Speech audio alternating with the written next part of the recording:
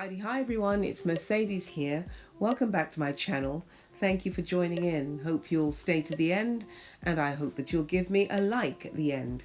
Listen, I believe that every woman in leadership or in management should really not just be one dimensional, but should really have different strings to her bows. And this is what I want to kind of bring to you today, an expression of something that I really enjoy doing. I particularly like interior designing, and floral decoration is one of the things that I like as part of that. But today it's a little bit different. It was the 50th wedding anniversary of a very special lady at our church. Yes, I said 55 0. They're rare these days. And so I didn't want the day to go by without us really making a bit of a fuss and me doing something a bit special with flowers for her and her hubby. Now, I've never done anything like this before. I am learning flowers arrangement, but I've never done anything like this before, so this is a new one on me. So if you're an expert and you're watching me do this, you're thinking, oh, she's getting that so messed up, you have to bear with me because it's a first and nobody's taught me to do this. So went along to my local flower market, Covent Garden, and bought 50 long-stemmed roses, beautifully scented, really, really, really nice, but also full of thorns.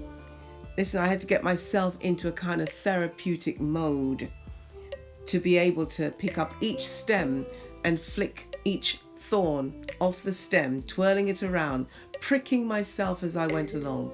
But I'm pleased that I got most of them.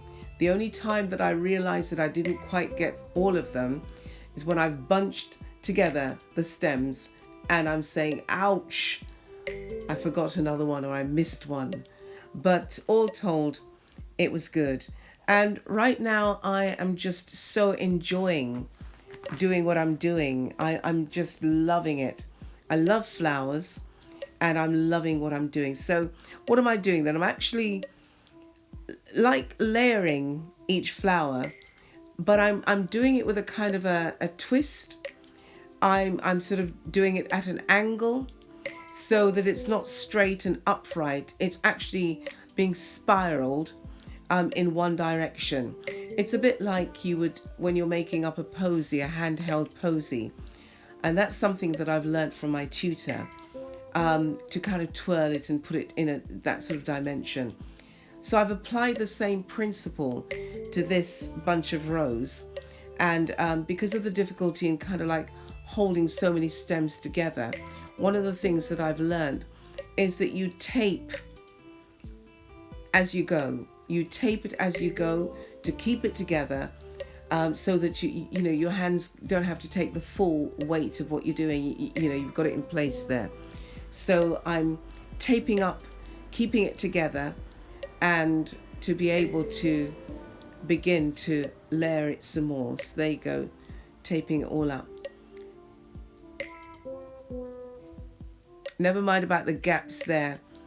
They will have to be filled out. So here we go again. One at a time.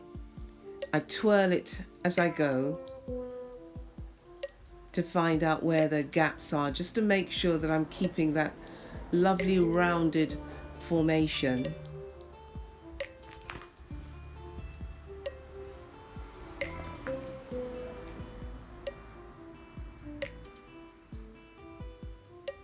There we go. Just putting it, each stem at an angle, checking to make sure that they are compacted and also that they're looking good. I want it to look special. There's a tinge of nervousness about doing this, only because I've never done it before. But I know what I've got in my mind's eye. I know what I want to see at the end. So that really is kind of guiding me. I look for gaps, I twirl, and I spiral. But the principle is, the most important principle in this, is that you keep your stems heading in the same direction. You can't sort of crisscross. You've got to keep them in that spiral in the same direction as you go round and round and round. And that will give you a beautiful head that looks very free and full. And then you get that beautiful effect with the stems the other end.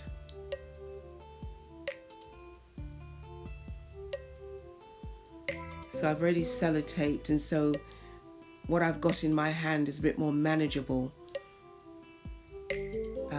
because they're held in place. And there we go, twirling it around, examining it from the top to make sure that there aren't any huge gaps there. So it's getting there. It's looking good. I'm happy with that so far. A bit of a gap there, but you know, we tweak it where it needs a bit of a tweak.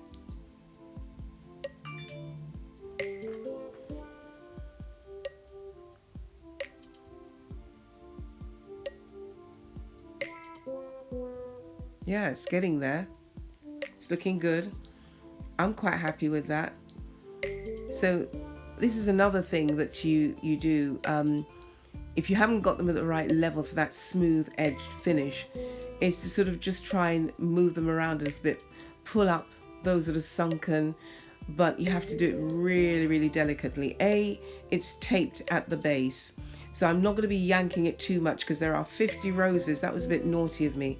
I should have brought some in excess just in case, but I didn't.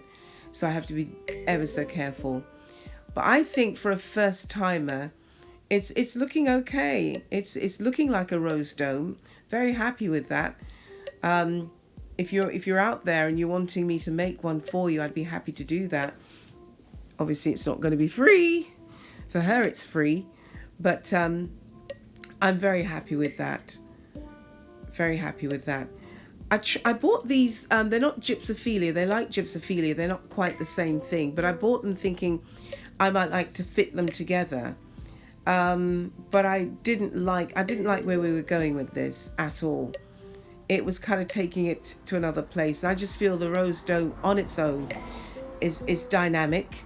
The color is very strong. It's a beautiful formation. And so all told, I think it looks good just on its own like that. So I decided I bought that, the white ones extra, but I'm not going to use them. So just finishing off the edge with a bit more taping.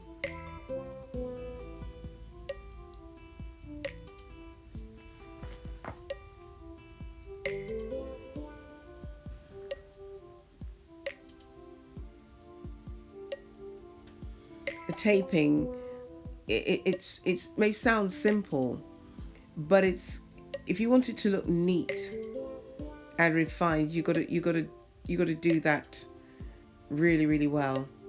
So something that I've noticed is that when poses are made up, when the ends are trimmed, you can actually sit the thing down, get it to stand on its own. And if you've cut the ends correctly, it will do that. So there we are, folks.